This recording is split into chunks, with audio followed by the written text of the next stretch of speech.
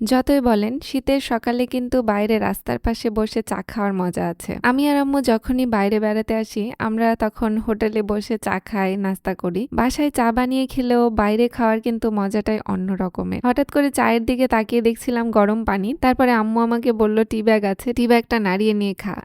আসলে এমন অবস্থা হয় ভিডিও করার সময় কোন দিকে তাকাবো, ভিডিওর দিকে নাকি চায়ের দিকে, এটাই মাঝে মাঝে বুঝতে পারি না। চায়ের সঙ্গে যে বিস্কিটটা দিয়েছিল এটা অনেক ভালো লাগলো খেতে। আজকে কিন্তু বাইরে প্রচন্ড ঠান্ডা, নওগাঁ শহর পুরো শীতে কাঁপছে। হ্যালো বন্ধুরা, আসসালামু আলাইকুম। সবাই কেমন আছেন? আশা করছি আপনারা সবাই ভালো আছেন। জীবনে এত পাঙ্গাস মাছ খেলাম কিন্তু পাঙ্গাস মাছের ডিম এখন পর্যন্ত দেখিনি। এই তীব্র শীতের মধ্যে মাছ কেনার পরে সেই মাছের পেটের মধ্যে ডিম পেলাম। বর্ষাকাল ছাড়াও যে মাছের পেটে ডিম হয় এটা তো জানা ছিল না। আর পাঙ্গাস মাছের ডিম দেখতে যে এত সুন্দর হবে সেটাও আসলে কল্পনা করিনি। দুটো মাছে পেট ভর্তি ডিম ছিল। আজকেও বাইরে যাওয়ার জন্য আমাদের একটু বাসায় ফিরতে দেরি হয়েছে, তো চট করে আম্মু রাইস কুকারে ভাত তুলে দিয়েছিল আর ভাতের মধ্যে দিয়েছিল আলু আর ডিম। একটা মুরগির ডিম আর একটা কোয়েল পাখির ডিম এখানে নিয়েছি। আলু ভর্তা খাবো ডিম দিয়ে। এই শীতের দিনগুলোতে কিন্তু আলু ভর্তা খেতে খুবই ভালো লাগে, আর ডিম আলু একসঙ্গে ভর্তা করে খেতে আরো বেশি দারুণ লাগে। আমার কিন্তু এই ভর্তাটা খুবই পছন্দ, ডিম আলু ভর্তা।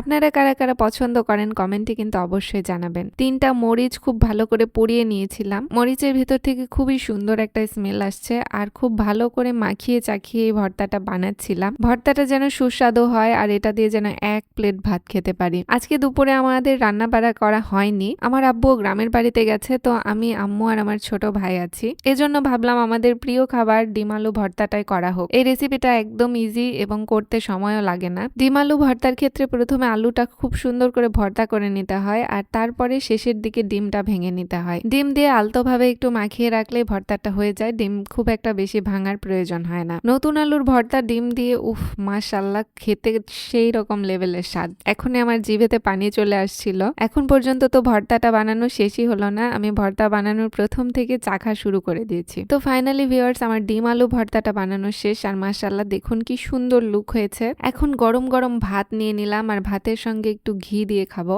গরম ভাতের মধ্যে ঘি দিয়ে সেটা ডিম আলু ভর্তা দিয়ে খেতে উফ, জমে যাবে একদম। আমি আর আমার ছোট ভাই আলু ভর্তা খুব পছন্দ করলে আম্মু কিন্তু খুব একটা পছন্দ করে না। নতুন আলুর ভর্তা না হলে আম্মু তো খেতেই চায় না একদম। এই তীব্র শৈত্যপ্রবাহের মধ্যে আমরা ছাদের উপরে বসে মাছ কাটলাম আর মাছ কাটা শেষে এসে আমরা ভাত খাচ্ছি। গরম ভাত ঘি দিয়ে মেখে নিয়ে এই আলু ভর্তা দিয়ে খেতে যে কি সুস্বাদু লাগছিল, আলহামদুলিল্লাহ, এটা বলে বোঝানো যাবে না। আপনারা অবশ্যই বাসায় ট্রাই করবেন এবং আমাকে কমেন্টে জানাবেন কেমন লেগেছে। আলু না দিয়ে শুধুমাত্র ডিমও কিন্তু ভর্তা করে খাওয়া যায়, আর শুধু ডিম ভর্তাটাও অনেক টেস্টি লাগে। আজকের ভিডিওটা এখানেই শেষ করছি। সবাই ভালো থাকবেন, সুস্থ থাকবেন। আল্লাহ হাফেজ। দেখা হচ্ছে নেক্সট ব্লগে।